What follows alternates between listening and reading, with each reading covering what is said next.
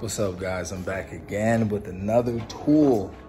This time we're talking about Saker aluminum miter saw protractor. I'm reading it backwards, but basically it's a phenomenal tool, very heavy duty. As you can see, it's made out of aluminum. It's very durable. I don't see any real issues with the longevity when it comes to life of the tool, but basically it's a super quick and easy way to find very intricate cuts that are needed, right? When I first started doing carpentry work, an issue I ran into was finding like these detailed, intricate, very obtuse, acute angles where I couldn't really like figure them out on the miter saw. I needed a tool, and my digital protractor was great, but you still kind of had to do the math to figure out how to cut that. And it could take a long time, right? Some projects that would take 2 days would take me 5 days. So I invested in this tool here.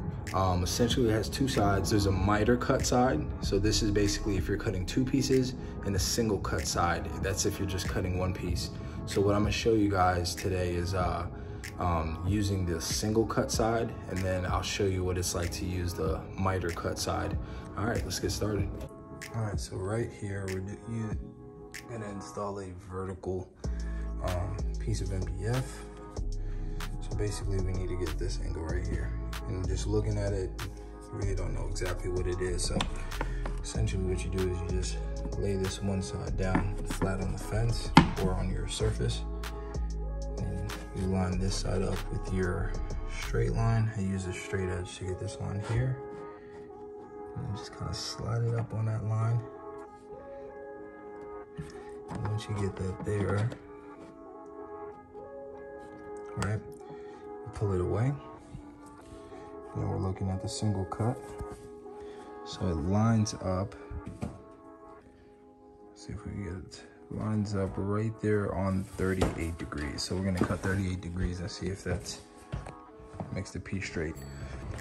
And because we're testing this out, what I like to do first is test it on a scrap piece, right? Instead of testing it on a full length piece. That way, if it lines up, I can leave the measurement there, cut it, and then transfer it over to the full length piece.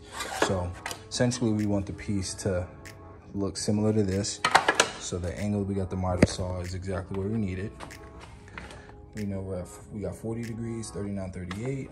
So we're gonna place that right up on 38. Right there, tighten that down. I love this Bosch miter saw, by the way.